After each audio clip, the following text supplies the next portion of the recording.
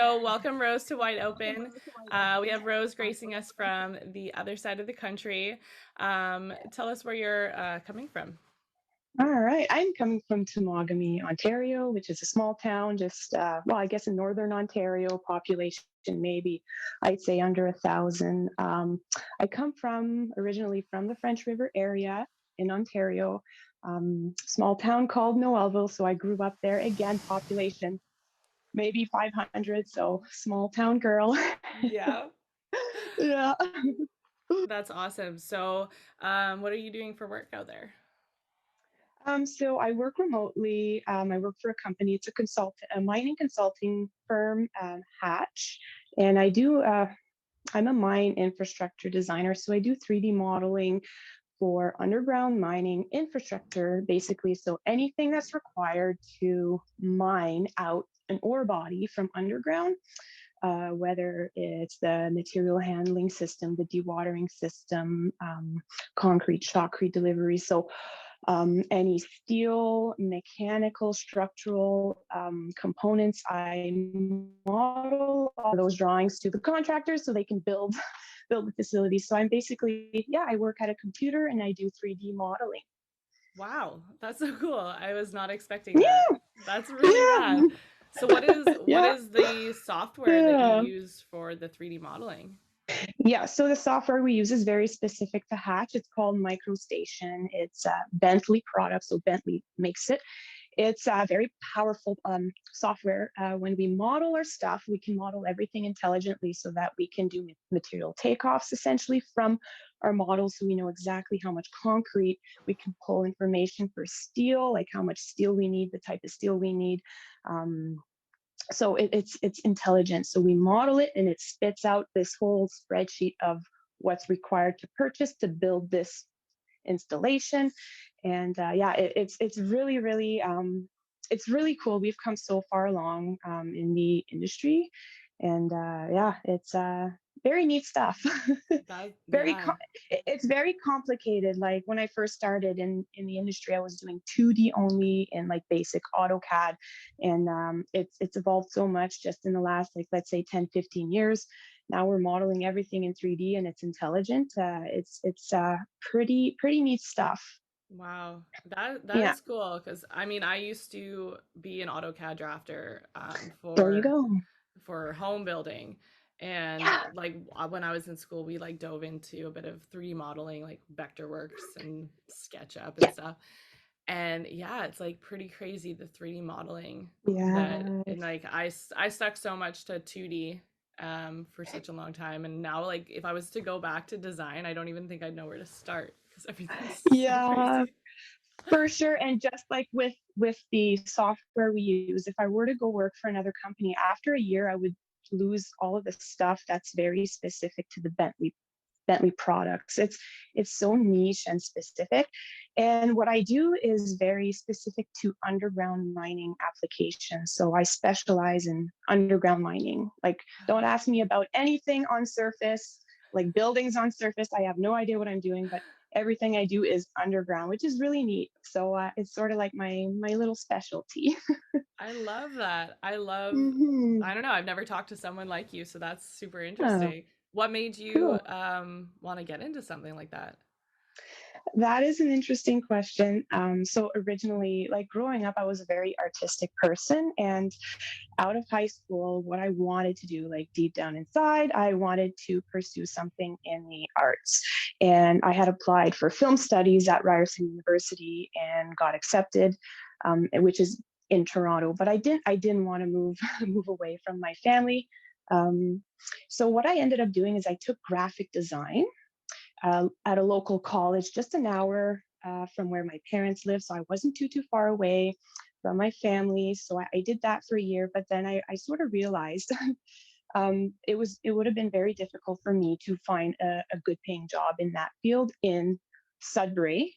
You've probably heard of Sudbury Yeah, before. I have actually. I have friends in Sunbury. That's cool. There you go. So Sudbury is a renowned mining town, and my ex at the time, he was working in the mining industry, a mining technologist like me, and he convinced me to make the switch over to mining. So my reason behind like going in the mining industry is really based on like, getting a job locally, a good paying and stable job locally. So that was definitely at the forefront when I made the decision. And I was really fascinated, like when I first got into the field, like I just wanted to go work underground. I wanted to go underground, put my hard hat on, my headlamp on, and take the cage down, 4,000 feet underground and get my hands dirty. Like that was my thing. I wanted to, work with the boys. And Yeah. so Oh my that, God, you're that, crazy.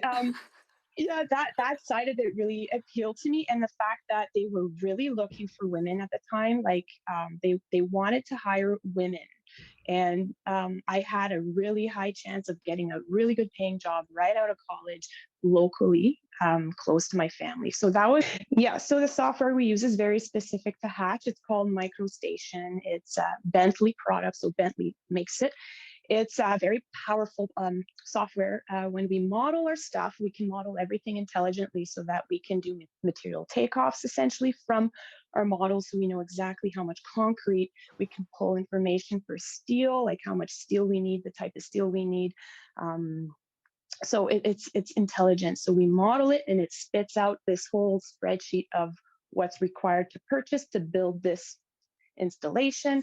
And yeah, it's really it's really cool. We've come so far along in the industry, and yeah, it's very neat stuff. That, very yeah.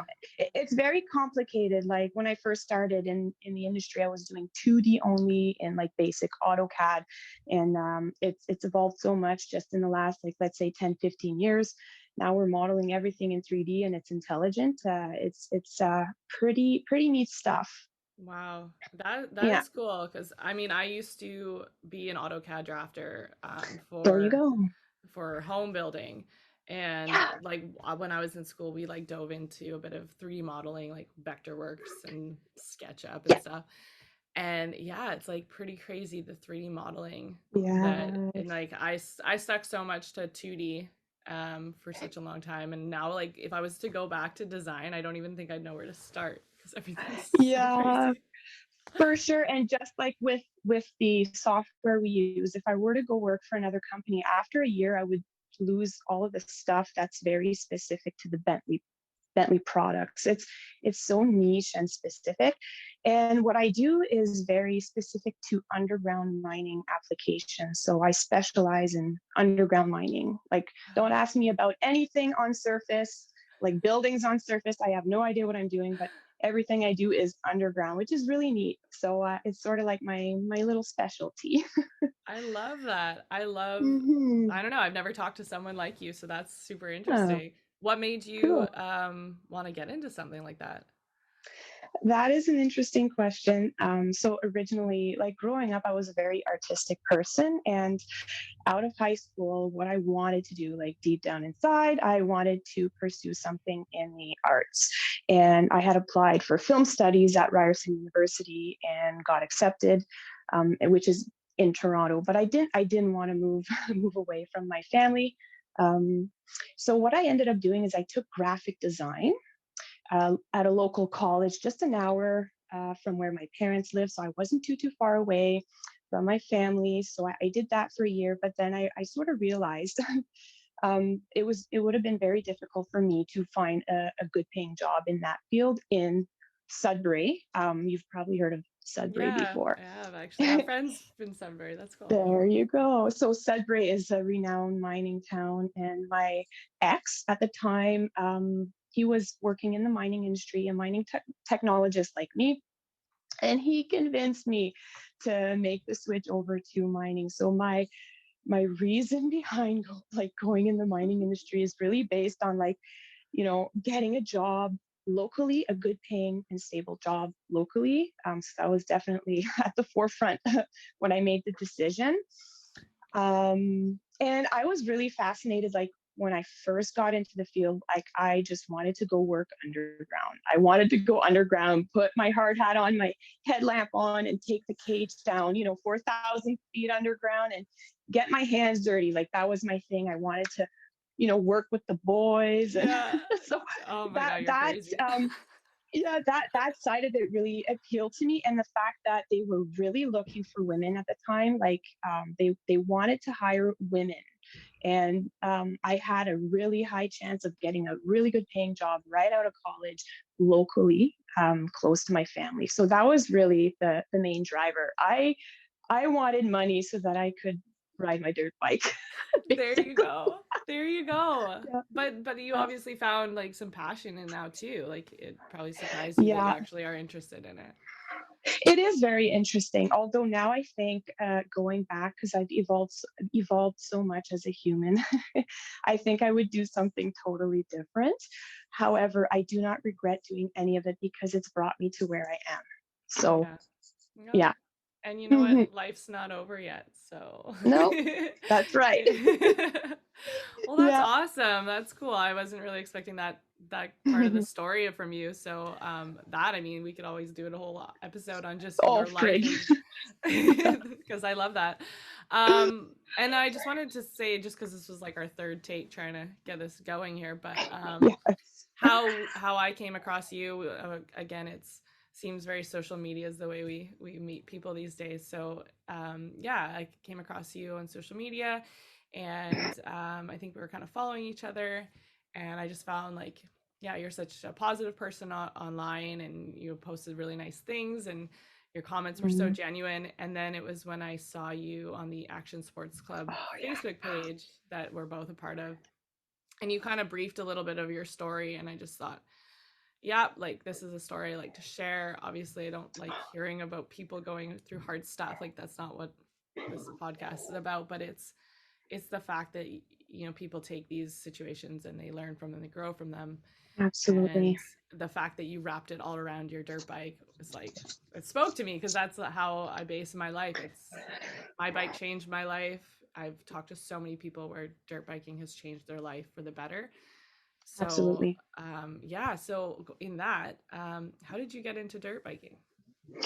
Oh my goodness. So it actually started out. So I graduated high school and I was sort of not quite sure what to do in terms of like for applying to universities or college. So I actually took a year off between high school and college. And so I was working full time at a grocery store in Noelville, and I had accumulated a little bit of money for college. And there was a bunch of guys around the area that were friends with my older sister, and they were really cool. And they had these, it's silly, they had these race quads. So I don't know if you're familiar with the race quads, Yeah. basically straight axle, chain driven. They're basically the 450 motocross bikes stuffed in a quad frame. And I was like, wow, I want to do that. I want to ride again, ride with the boys. I was a bit of a tomboy. You can probably sense that. And I just wanted to, show them boys, I can do this too. So I ended up buying a race quad with my college funds. And that's actually how it started. So that would have been back in 2005, 2006, around that time. So then I eventually went to college, and so I was with another guy. So now I'm married with Jeremy, and eventually, so I did that 1 year of graphic design, like I was telling you, and then I ended up switching and going into mining, and that's where I met my current husband, Jeremy, because he took the same program as me. So so I met him, and I was dating this other guy, and there was just there was just something about Jeremy that blew me away, and I think it was sounds silly, but his amazing dirt bike skill. So he's an ex. Oh, see, I'm testing out these new earbuds. Are they the Recording. Apple ones? Or are they better? No, the Apple ones were too expensive, so I went with Beats Audio, which is Oh, an Apple product. And they're supposed to be very compatible, and they have been. It's very difficult they don't seem to be fitting in my ear very well, and yep. I've always had an issue with earbuds, and I'm trying to find something that I can walk around the house and still listen to my podcasts. So I apologize. uh, No. going back to my story, so Jeremy is an ex-freestyle motocross guy, and I got into college. He was in the same class as me, and we started. I was actually the only woman in my class that year. And so I was surrounded by boys. So I ended up making friends with a lot of guys, but there was just something so special about Jeremy. And we started talking, and I'm like, hey, I have a race quad. And he's like, oh, I got a dirt bike. And then we sort of just clicked. But we were, both in relationships. So we actually knew each other for quite some time before we actually started dating. So like we went through college together, and we never dated, and we were very respectful towards each other. We were really in the friend zone, but secretly loved each other. Super cute. Makes me chuckle. So he convinced me to switch to two wheels. So he's like, Rose, dirt bikes are so much better than quad. And I was like, I don't know, I like my quad. And so eventually I ended up buying just to ease myself into the sport, I ended up buying like, I think it was a 2008 CRF 230L dual sport motorcycle. It was, low seat height, and it was blue plated so I could ride it on the road. I would go to school, go to work with it. So that was my first dirt bike. Then I started riding it a lot off road, and I noticed that the suspension wasn't very good. So Jeremy convinced me, he's like, Rose, you need to get on a 125 two-stroke. And I was living near a big sand pit. So the 230 with the really plush suspension and underpowered motor was just not working well in the sand. So he convinced me to get a 125 two-stroke. So my first full size dirt bike was an RM 125, a 2001 RM 125 two-stroke motocross bike. And from there, I just Nice. rode two wheels. I love it. Yeah. Nice. My first bike was a 125 too, and I don't know about Yeah. you, but I my first day actually riding it, I almost sold it because I was like, I hate this thing. Like it was so on off and hard, like, and I had never really ridden much, so Yeah. and then everyone's like, just keep working Absolutely. on it, just keep I working I on it. feel like 125 two strokes are a really good stepping stone bike. You really have to know how to work the clutch to get them. Like you're saying, they're on off bikes, right? So they can be very intimidating at first. But like if you stick it out and you work on your clutch skills, you use your clutch, to accelerate around corners, and learn how to preload the flywheel and all of those like clutch slip techniques. If you can rock a 125 two-stroke, like you can ride anything. They're amazing bikes. And Jeremy was actually freestyling on a RM 125, an older one. I think it was a 99 or a 2000 RM 125. He was doing like, off of like 8 or 9 foot ramps to dirt, because back then they didn't have all of the foam pit stuff, and now they have these inflatable airbags, Yeah. so that you can practice, more advanced techniques with lower or less risk. He was doing all of his tricks like from ramp to dirt, or even dirt to dirt. He actually started out dirt to dirt, I think. Crazy kid, and he was doing like these, amazing Cordovas and heel clickers and seat grab Supermans, like on a 125 two-stroke, like just Yeah. rocking it. So I, yeah, I definitely, Yeah, when his you dirt bike skills definitely like, whew, I had these little heart-shaped eyes when I met him and seen that. So you can't lie, yeah. there's something attractive about it. There is. I don't know if it's like the adrenaline or the no Yeah. fear part of it. The playfulness, maybe. Yeah. He is very playful on his bike. His technique and just the way he rides his bike, he's just very playful, and I think I always admired that. Yeah. Oh, that's amazing. I Yeah. love that Yeah. story. So yeah, I guess so you are married, which is beautiful. Yeah. And you guys obviously ride together, so that cancels out those questions. And then so actually I saw on your page, I think on your Instagram, that you had completed the Corduroy Enduro. Yeah. And Oh yeah. this was a race that I've heard about when I was living in Ontario. A lot of people were telling me about. And so I'm really curious because I actually had someone else ask me about it the other day. And I was like, so I wanted to know your thoughts on the race. How is it for you? Okay, so this I had never done the Corduroy Enduro, so my background. So I raced heavily. I got into racing between 2010 and 2014. I did it like a massive stint of like mostly cross country racing. And I did 1 year of competitive trials. So I actually ditched my dirt bike and bought myself a trials bike and rode trials for a whole year, and was coached by several people.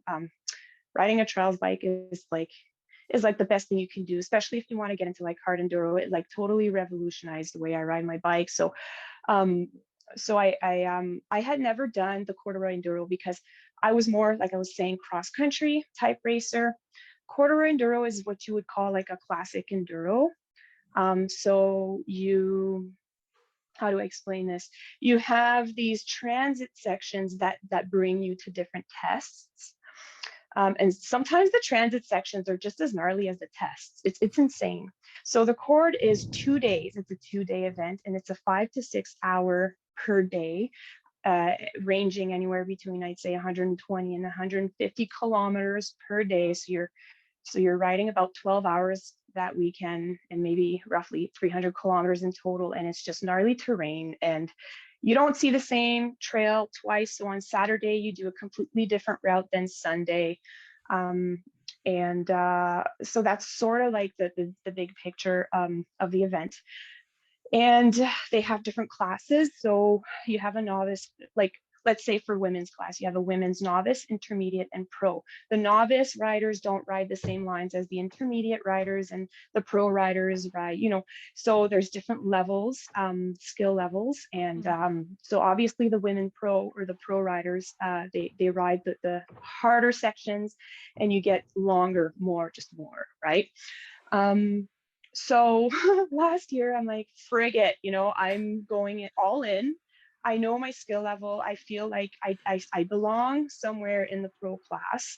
However, due to my illness that I've, had to go through, and rebuilding myself, like my stamina lacked, mega lacked. But there was something inside me. I'm like, you know what? I'm going all in. We don't. I used to race, like I was saying, but now coming back into the sport, we don't race. We're hobby riders now, and we tend to stay home just because we live so far up north. Traveling to events is difficult. We have a dog as well, so it sort of complicates things. So I said, you know what? If I'm going to do one event, I'm freaking going all in. So I'm like, I'm signing up for the pro class. So I haven't raced since 2014 or somewhere around that time. And I'm like, I'm riding the pro class. So I got there, and like, holy crap, I I was not expecting it to be that difficult. Like the terrain itself, I could manage. There was nothing there in terms of the technicality of it that I couldn't ride through. Because of my trials background, I have pretty decent skills. However, riding 6 hour days, 2 days in a row, and the pressure of racing and having to be on time at different checkpoints, it was really difficult. So I got through day one. And one thing that that happened is, so I got through day one. I remember getting through day one and just started, like, I got through day one, got back to the car, and I was like crying, just crying. I had this massive release of like, holy fuck, like this was the fucking hardest thing I've ever done, and just started crying. It was just like the adrenaline and the emotions. I was just like, I had never done anything like that, because what I did previously, before my illness, and I'm sure we'll be talking about that, is I was doing cross country racing. So cross country is totally different. It's easier terrain. Generally speaking, it's easier terrain. It's laps. So you sort of do the same thing over and over and over again. There's repetition there. So you sort of memorize the course. Yes, it changes every lap a little bit, but like you sort of know, you get to memorize the course, and you can get faster and faster with each lap. And it's a 2 hour moto, sometimes 2.5 hours if you're racing the afternoon class with the pros. So um, that was like my racing resume. And then, I get sick. It takes me 5, 6 years to sort of rebuild myself. And then I'm like, oh, I'm going to go and do this the Corduroy Enduro, and sign up for the pro class. Like, it was a huge undertaking. So got through the first day, barely made it back. Like, just made it, because you're timed, and they give you like a 1 hour grace period that you can fall behind on. So I was like, I freaking just made it. Like, it was really difficult, and I had to muster up a lot of mental strength to get through it. So I get to the vehicle, and I'm just like bawling my eyes out, just full of emotions. I'm like, I can't believe I just fucking did this. I just did this. Like, wow. And it's very strange. So I guess my body that night, I was so exhausted. I was staying in a cabin with some friends, and I laid in bed all night awake. So between day 1 and day 2, I didn't sleep 1 minute. My adrenaline from riding the course that day, it's like I was so full of adrenaline, and probably like cortisol, like stress hormones, just floating around in my body. Mm-hmm. I couldn't sleep. I had massive insomnia.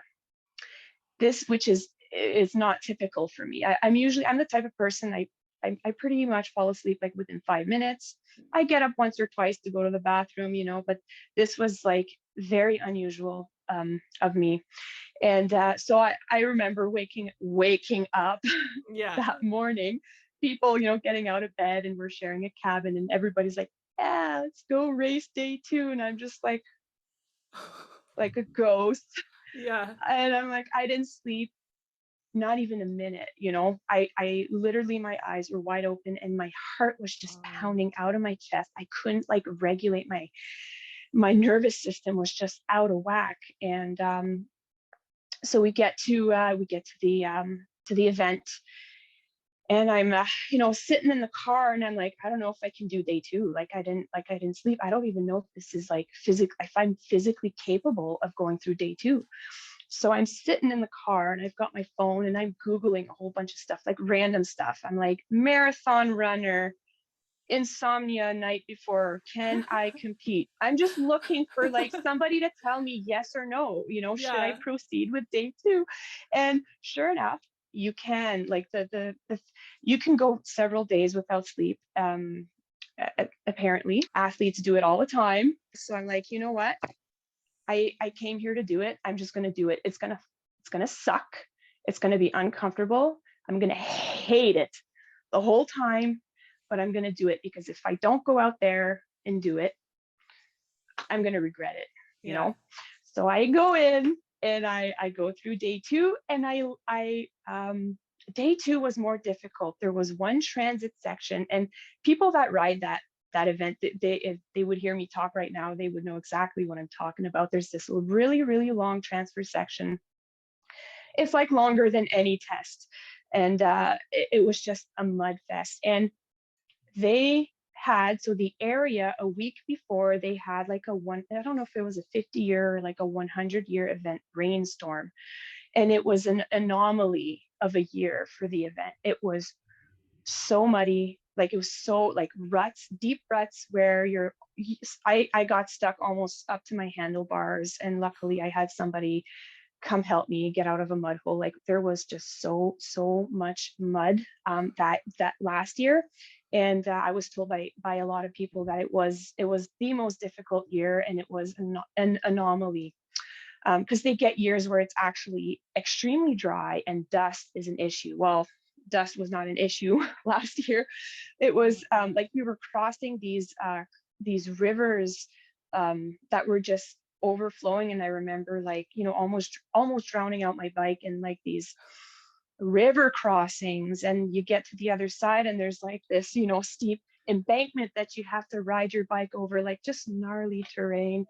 On a casual day, I could ride through it, but like when it's a timed event, and there's like riders just, you're getting past, and you're passing riders, there's people stuck in front of you, it's just pure chaos and roosting dirt everywhere. It's just, I was not the night before. haven't slept the night before. So there was this one transit section, it was just brutal on day 2. So by the time I got through that transit section, at the very last test of day 2, I timed out. So I did not get my finisher's medal. Oh, Boo-hoo. But you know what? Um, what an moral of experience. this, it was, I'm so glad I did it. Like, I'm pretty proud of myself. You should Oh be. my goodness. You should be more than proud Oh, of yourself. That's oh, and I think um, what I'm even more proud of is my old self. So pre-illness, if I would have went and done something like that and failed, as in didn't finisher's medal, I would have been so hard on myself and so upset with myself. Well, I should have done this. I didn't do that. I wasn't good enough. All of these self-sabotaging, thoughts that mhm. I would do that before quite a bit. And I had to work through a lot of that. And now last year, I finished the event, didn't get my finisher's medal. And I was like, okay, what's next? Like, that was awesome. Let's do this again. Like, I Yeah. wasn't even upset with the fact that I didn't finish it. Yeah. Yeah. That, like, for me, I'm like, holy moly. I think for me, that was even more of like a milestone, I guess, because my old self would have been, self-sabotaging Yeah. myself. And yeah, Yeah. And so the growth in yourself, yeah. that's oh, that's so incredible. Um, that was also like awesome hearing about the Corduroy Enduro because I think a lot of Okay, people are like good. interested to know the behind the scenes. So that was awesome. Yeah. Good stuff. Yay. Yeah. Good. All right. So yeah, let's dive in wherever you want to start. I mean, yeah, when did you kind of fall ill and how did all that happen? I'm gonna try and, keep it like big picture, because Mhm. there's a lot of details. And I think Obviously. for me, it was really an accumulation of a lot of stressful events and sort of not processing things. So I ended up breaking up with my ex, to be with Jeremy. And I was a bit of a late bloomer. I started dating my ex. I was 19. He was like literally my first. Um, and he was older, and I sort of felt pressured a little bit, but he was he was really, generous with me, and he was a really nice guy. But like, I wasn't like, attracted to him, but he was Yeah. nice. And I'm such a nice person that, like I said, he was generous. He had, a place to live, and I was in college. He was, more stable. He had a full-time job, a good paying job. And I'm like, you know what, like, let's try this. Let's give this a try. So I started dating him. But I didn't really know what, true love was. And like, no hard feelings. He's a nice guy. But I think I just never had you know the butterflies Butterflies. for him, I guess you could say, right? So I dated him for 7 years. And Wow. we went through, like, not the relationship itself. He was not an emotional kind of guy. We never talked about things. It was like we were in a friend zone for 7 years. So, I met Jeremy in college and had these feelings for him, and sort of always stuffed them down, for many years. And so we graduated college, and me and Jeremy went our separate ways. I was dating, my ex. And all of a sudden, Jer pops back into my life, several years later. And like, these feelings came back, and just like, whoa, okay, I don't think I'm in love with them. I think I'm in love with this guy. And so I ended up, like, literally one morning I woke up and I'm like, I don't know what to do. I can't do this. So I left him for Jeremy. And I didn't really know how to handle the situation, because he hadn't really done anything to me directly. But I think it's just like, I came to a realization that, like, I'm not in love. I'm just not in love. And we were in a friend zone. We were both heavily into dirt bikes, and which is cool, but we were more like buddies. So I Yeah. wasn't really in love with him. And one morning I woke up and I left him. And it was so cold turkey that it's like, I didn't like, I had a hard time. So it took about a year. So I was dating Jeremy, now my husband. It took about a year, for me to process that. I felt so horrible. that I had maybe misled him all of those years. I had a hard time, like, I felt like a horrible person for leaving him. So I had like this Guilty really lengthy, conscience. yeah, guilty. I felt guilty. And it took about a year. Like I was literally thinking about that every single day. These thoughts just kept repeating themselves. I'm a horrible person. I left him. I'm such a bad person. Um, but while I was with my ex, I had a lot of like little things happen with a job that I had, that was very stressful, and losing my ex's brother to suicide. Oh, So I went through, it's sort of like I went through a whole lot of stuff. And, you know, the guy I was dating at the time, like I was telling you, he wasn't very, like, I couldn't open up. I couldn't, like, he wasn't a very emotional person. It was like talking to a brick wall, basically. Not that he's a bad person. mhm. Um, but I think all of that pent up, trauma accumulated over the years. Then one morning I was very confused, and I'm like, I don't think I love him. So left him cold turkey without giving him an explanation, and then dating Jeremy. So I had a hard time processing. And Jeremy, we moved to a different city. So there was moving involved, and some adjustment there. And not very long after I started dating Jeremy, I felt ill, and I think it's because of the accumulation of stress and trauma. And so then when I started dating Jer, a couple months in is when I got sick. So I fell ill from the Epstein Barr virus, which turned into mononucleosis. And I think you're probably familiar with it. It's a very common ailment. Yeah. I think, I just remember lots of kids having it when yeah, I was in grade yeah, school. Mono was always a yeah. big thing. They refer to it as the kissing disease because it's transferred through saliva. Yeah. I suspect that I always blame Jeremy. I'm like, I totally got it from you. But he wasn't sick. He was exposed to it when he was younger because apparently his sister, like when they were like, 8 and 10 years old, his sister had it really bad, apparently. So he most likely had some sort of natural immunity to it. But I think like this virus, it's been around for like, over 100 years, and it's still a mystery. Like a lot of doctors and virologists still don't understand, the level of complexity this, the virus, what it can do to the human body, and it sort of reacts differently, depending on the person. So because Jeremy was my, I was so in love in the butterflies, and I was, just had left my ex. I was very confused, a bit in a detached state, I guess you could call it. We were having sex quite a bit, like, because it was brand new. Yeah. I didn't have that with my other relationship because we were sort of in the friend zone. And I was, I think, 26 at the time when I started dating Jeremy, 26 or 27. It was like my first real first. You know what I mean? So we were having Yeah. sex quite a bit, and just like, Yeah. wow.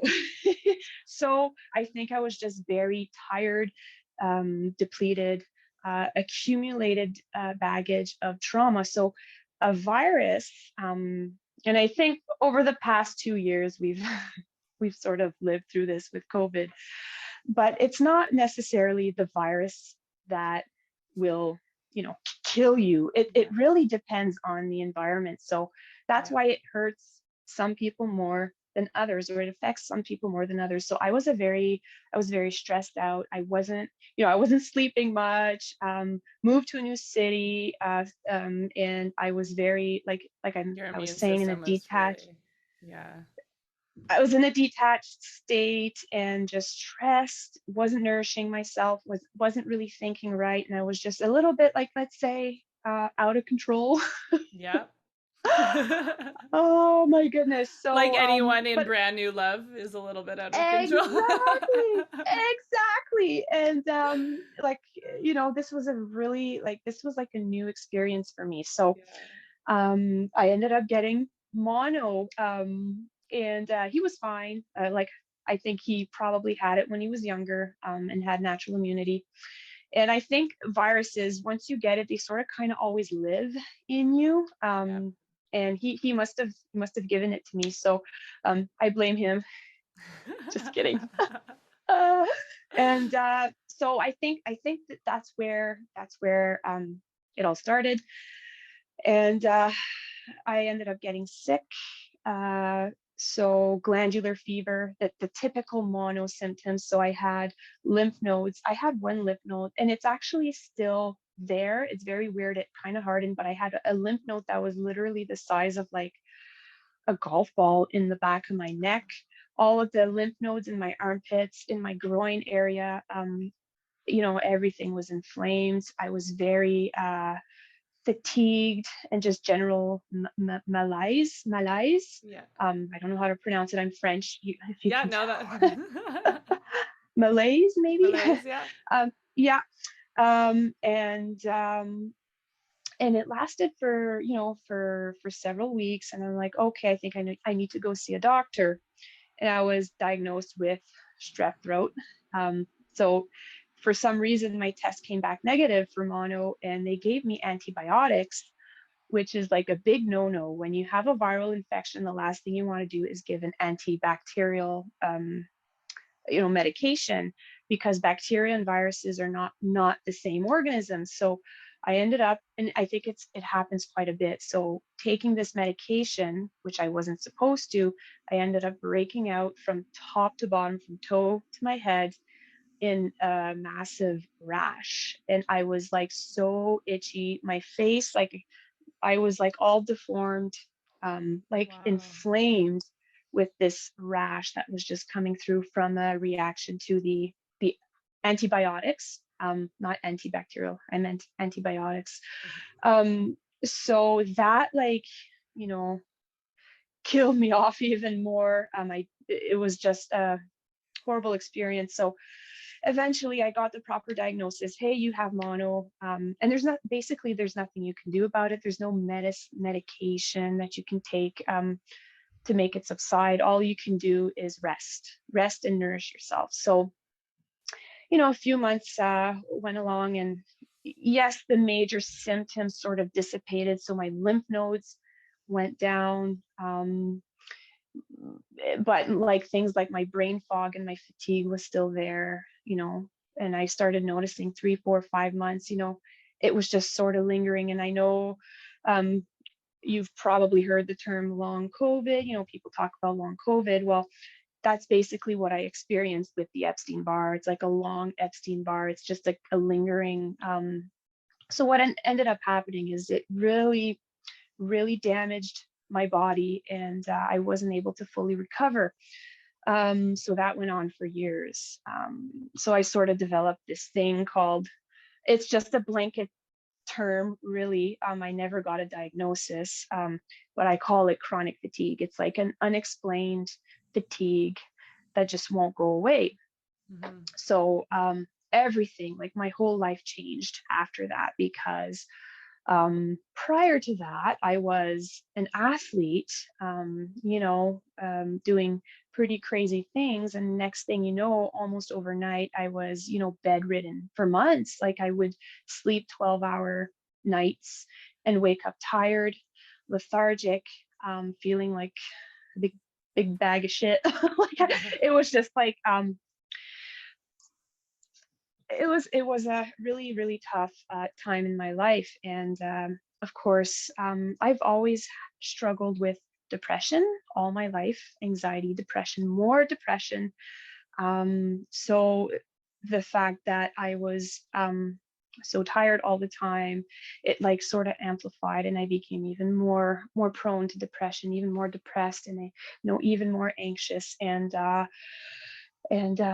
yeah, that's that's basically how I got sick. Oh man. Yeah, that's Yeah. sounds awful. And yeah, so that was how long ago when you got sick? That was in That was in 2014. 2014. So like around April, I would say April of 2014 is when like I got the Yeah. initial infection, but it persisted for several years after. Yeah. And so you also mentioned when I saw your post how you kind of kept going back to doctors, and then you started Mm, trying different yeah, approaches to yeah, figuring things out. absolutely. So of course I tried the conventional route. So go to the doctors. My blood work kept coming back normal. I'm like, I don't know. I don't feel normal. And they, their solution was to give me an antidepressant. So they assumed that I was just very depressed. Luckily, I grew up around. So my mother is like, she's always been, and my dad too. Like, I grew up on a farm, and my parents were always very in tune with nature. And my mom, she also had her own health struggles. So I seen her growing up. Taking different approaches. She was like, I recall, I was in grade 7 or grade 8. So that would have been back in like, I don't know, 99 or 2000. And she was giving me probiotics. Like, Yeah. people are just starting to talk about probiotics now. And Yeah. she was like ahead of the game. So um, I definitely, like, Mom, if you're ever listening to this, like, you were a huge part. And like, because I grew up around that. I think it didn't take very long that I realized that, what, the, conventional medicine, there's a time and place for it. Like, you break an arm, you go to the doctor, they'll fix it up. Perfect. But when it comes to chronic illness, they generally don't have a really good system, or they don't have really good protocols, and they just want to like sort of put a band-aid on it. Mm-hmm. It's almost like gaslighting. It's like, oh, it's just, you're just depressed. You're just, so they'll give you It some is. medication, and That's a good way to it's put it. It's like it gaslighting. is, it is. So it didn't take very long until I started getting curious. I said, you know what, let's try something different. So I started exploring the world of, like, natural healing, and discovering all of these different modalities. And it sort of opened up the, box of treasures for me. And yeah, I just got curious, and I started reading books and listening to podcasts. And I was on YouTube, watching, listening to experts and top doctors talking about, chronic fatigue. I was researching, Epstein Barr virus and all of these things, and eventually got into detoxification. So basically, for me, it started as so I found this ancient healing modality called Ayurveda. I don't know if you've heard of that before. No, I haven't. Okay, so it's an ancient Indian not practice, I guess, a system. Like, we have our modern medical system. We call it like the allopathic medicine, which is based on, prescribing medication to patients. Well, Ayurveda is a very ancient healing system. It's based out of India, and it's been around for over 5,000 years. And they have this thing. It's kind of silly, but I remember reading up on it. And what they would do is they would do tongue reading. So depending on the shape and the color of your tongue, it indicates certain things about you, and, potentially what's wrong in your body. So I go in the mirror one day, and I look at my tongue, and I'm like, oh my goodness, my colon is toxic. My colon is toxic, and I need to do something about it. So, which is interesting. Oh, dropped an earbud. I apologize for that. Hopefully, That's I don't disconnect this time. no, I can hear you. Oh. Good. I never know how these fit. Okay. So, where was I with that? Your colon. Oh, so then, so then I do a bit of research on the internet. I said, colon.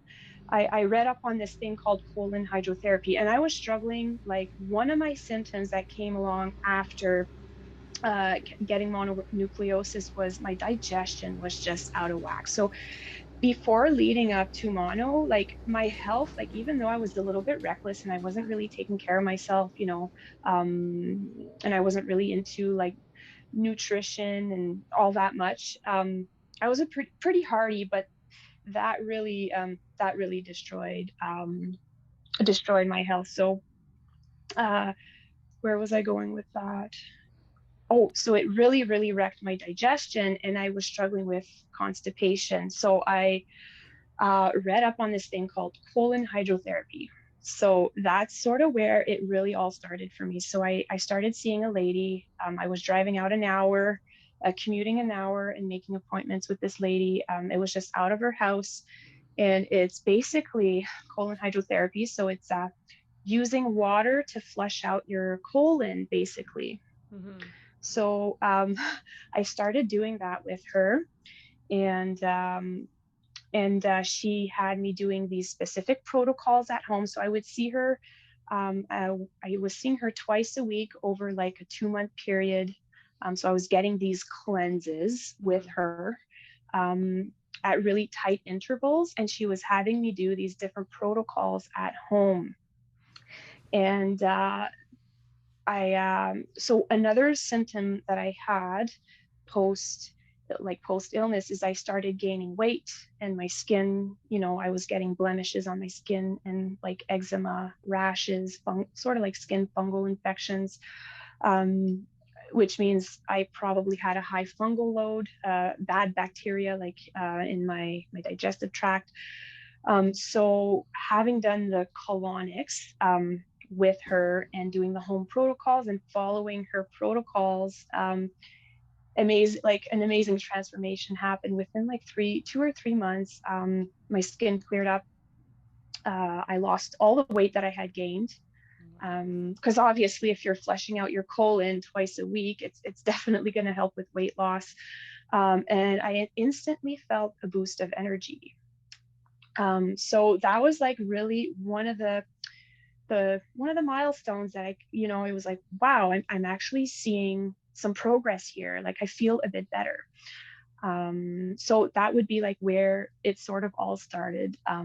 So I did that for a couple months with her, but then I started reading up on other things, and I started listening to, different types of healing modalities. And it's kind of funny, but I ended up doing so many different things over the course of like 5 or 6 years.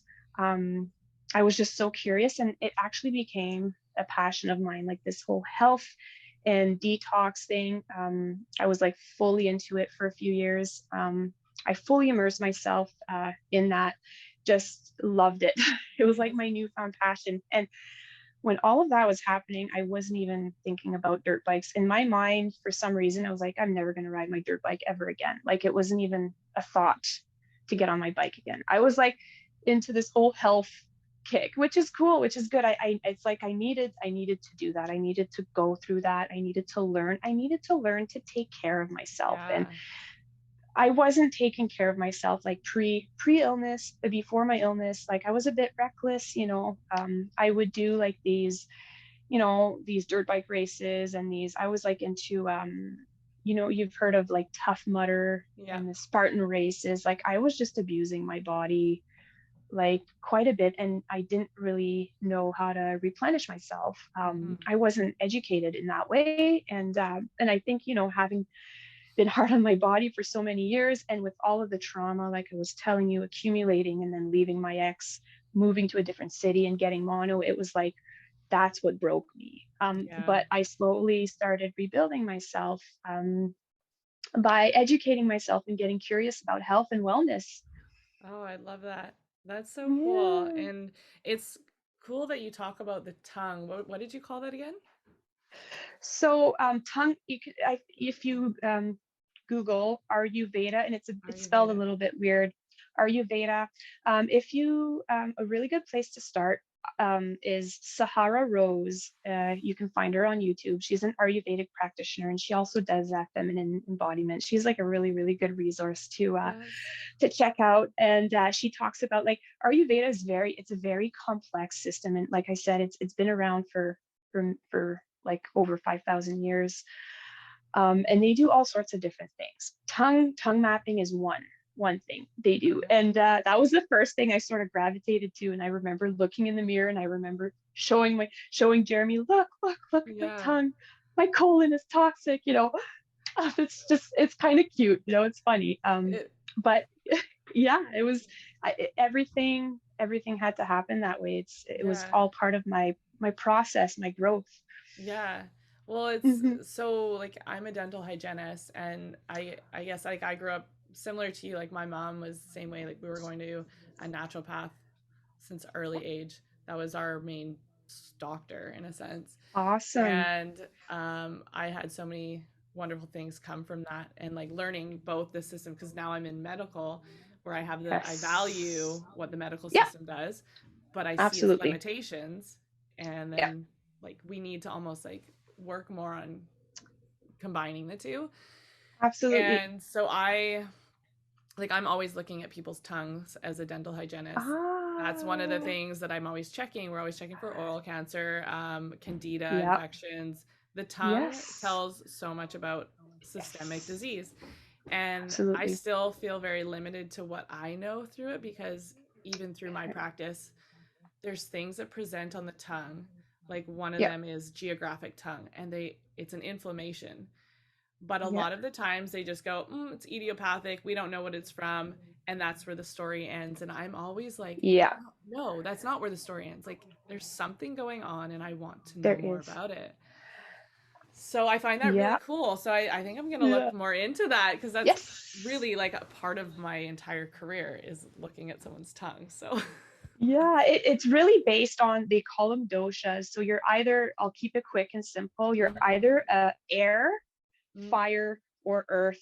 There's water in there too. And depending, like, the 4 or 5 elements, yeah, depending if you have too much fire in your body or too much water, and it's going to be indicated just, by looking at your tongue. They have ways of telling if you're too much in your air, or you've got just yeah. too much pitta. It's called pitta energy, too much fire. And you can correct your imbalances that way. I So love that's that. the basics of Ayurveda, and reading the tongue is one of the ways that they can sort of determine your dosha. That is So it's so pretty cool. cool. Oh my It is. gosh. Okay, I'm super Yeah. excited to look more into that. Yeah. Awesome. Okay, so you're healing yourself, you're getting back to health. So when was it that you decided to get back on the bike? Oh, okay. So I got sick in 2014. So in 2020, so it took about Wow. 6 years.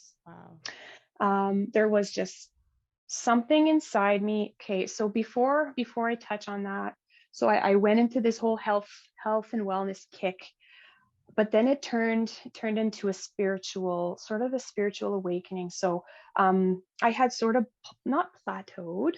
I guess you could call it plateaued or bottomed out the whole health and wellness scene, and I started dabbling into spirituality. And that's what sort of that was the catalyst for me, really, to it ignited something inside me, and it's very difficult. I can't even explain it because logically it makes no sense. But I woke up one morning and I'm like, I have to get back on my bike. It's like I had unfinished business, and intuitively I knew that getting back into dirt biking was like my next growth phase. And I was like, you know what? I want to do this, and I want to do it right this time, because like I was telling you before, like pre-illness, I was sort of dirt biking and self-sabotaging and sort of in it for the wrong reasons. Now I see it. And now I'm coming back into it. And, in 2020, something inside me was ignited, and I said, I want to do this again, but this time I'm doing it out of love, out of like, you know, self actualization. Like I'm here, like I want to be the best version of myself. And like dirt biking is like, it's presenting all of my insecurities on a silver platter, basically. And I need to like dive in and like, heal these. And dirt biking is like an avenue for me to do this, to heal myself. So I now do things from a totally different place.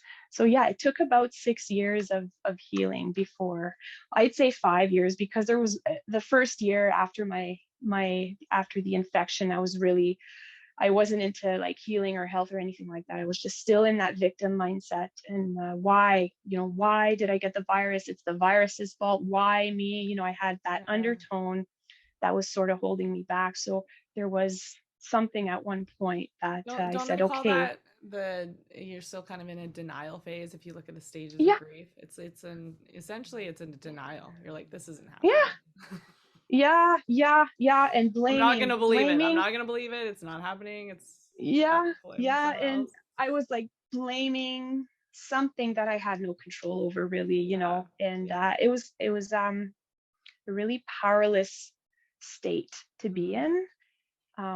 So it took all of those years to like sort of get my, take my power back, and I'm no longer a victim of this illness. And it's like, let's do this. And it's Yeah. gonna be hard. There are days where I'm gonna be like, why am I doing this? Like, this is insane, but I have to, because growth is just on the other side. Mm-hmm. So something shifted in me, and it was I did a lot of like spiritual maturation, I guess you could call it. 2018, 2019, and by the time I got to 2020, I'm like, let's do this. I'm getting Yeah. back on the bike. Yeah. Oh, that's so amazing. So, how did it feel the first time you got back on your bike? Scary, and I felt defeated. Oh, Oh my goodness, I lacked a lot of confidence, but again, there's a reason I wanted to get back on that bike, because I wanted to regain my confidence. And I had zero self-confidence because I had lost all of my muscle tone from living a very sedentary, I think is the word, yeah. lifestyle. From having gone through an illness and healing through that, I was not exercising at all. I was in a state called skinny fat. I don't know if you've heard of that. Yep. I was very slim with zero muscle tone. Mm-hmm. So I had a lot of work. So I got back on the bike again with the expectations of being like I was pre-illness, and quickly realizing that, oh no, I almost have to start from scratch. Yeah, I have, like some of the fundamentals uh, that I can carry over, but like picking up my bike, simple things like picking up my bike and riding for more than half, like Yeah, the when I first endurance. started riding, oh, I couldn't ride for more than like half an hour or an hour. And I had to stick to like easier stuff, because as soon as I got into the hard stuff, even though I had the skill, I wouldn't last long on my Mm-hmm. bike. So it was very, I went through a period, like the first 6 months were very difficult when I got back on my bike, because I was sort of still attached to like where I was before my illness. And I had to let all of that go. And like, it's almost like I had to start from scratch, really. Yeah. Yeah, I can see that. Yeah. So more of like a mental thing too in that Yeah. sense where yeah, you're expecting to be where you used to be and then Yeah. having to get that like oh gosh, like I have a lot of work to do. Oh, yes. I was very discouraged at one point. Aw. Well, I mean, gosh, it's also incredible to see like how our us as humans, like we go through these ebbs and flows and like Yeah, I think when you go through something like that, that's when you really learn like we're never going to be peak performance throughout that's the right. we can't sustain that life, but every time you get knocked down, you know that there's an up after that and then like it's going to probably happen again, but every time you go Yeah, through those, it gets easier to learn to it get up does. faster. It And does. yeah, you've gone through such a huge learning curve and I think these things prepare us for life because it could even get harder as we get older and Yeah. you know we're so used as athletes we're so used to being like peak performance sometimes and then Yeah. even just something as simple as age eventually is going to take over and we're going to be like oh my god I can't do these things Yeah. anymore. So learning that you're allowed to have downtime, you're allowed to Yeah. be sick a little bit, you don't Yeah. have to always be go go go. I think it's a Yeah. good learning curve even at a young age of your life. Yeah. Yeah. uh So cool. So we're at a time. It's timing me out again. We're obviously having a really good conversation. That's good. Yay. So I'll just ask a few quick questions before we go. We've got about 5 minutes. Do you have any plans to complete any specific goals in the near future? Oh, that's a good one. So my ultimate goal, well, I have a really long-term vision, which is beyond dirt biking. But for this episode, I think we'll stick to the dirt biking goals. Yeah. So eventually, what I want to do is, so I started a YouTube channel. So I'm learning how to do the whole GoPro thing and the video editing and uploading to YouTube. So eventually, I do want to get into potentially some tutorials, and specifically for women, and maybe specifically for women that are maybe struggling with health challenges, or more timid women, getting into the sport. So I would love to do sort of like a video series to get these women started. But what I ultimately want to do is like coaching. Like I want to be able to do, maybe some clinics one day. But what I feel like is most valuable is like ongoing coaching. Jeremy is my coach, and like attending clinics is good. They're fun. You do pick up on a few things, but what ends up happening a lot of times is you go back home and you don't necessarily practice those things, or you do for a bit and then you sort of fall back to your old habits. What I want to do is something a little bit different, is to provide ongoing coaching and potentially even online, helping women, get started in the sport and build their confidence. So more of a coaching approach as opposed to maybe clinics. But I do want to, I would love to have clinics one day. Eventually, we're going to be moving back to Noelville, where I grew up, on my parents' property, and potentially putting a house on the property. So we'll have our own place. I'll be able to build a compound and have people over so I can teach, but also provide like ongoing coaching. I love that. So that would be like my big dirt bike goals. And I'm also really into like video editing. I love it. It's like a creative outlet for me, because I was telling you, I've always been very artistic, and it's sort of filling in that void for me. So I would love to get into like more intense video editing and going to events, traveling to events and capturing the event, and posting that on YouTube. So that's sort of the stuff that I'd love to get into eventually. Love that. I think you and I have a lot more in common than I thought. Yeah, awesome. So then how can people find you on social media? Okay, you can find me on Instagram. It's my first and last name, Rose Lantaigne, and on YouTube, Rose Lantaigne. Awesome. I love it. Well, I'm definitely going to check out your YouTube channel. And it's been such a pleasure chatting with you. You're just you're a great speaker. Your story is wonderful. And yeah, I look forward to getting to know you more on social media. Yes. And hopefully one day in person we can get together. This was so fun. Thank you so much for having me. You're welcome. All right. Take care, Rose. You too. Bye-bye. If you enjoyed this episode, make sure to subscribe to the Wide Open Podcast on Spotify and follow at Kayla Louise on Instagram. That's at KELA Louise, and look forward to more episodes.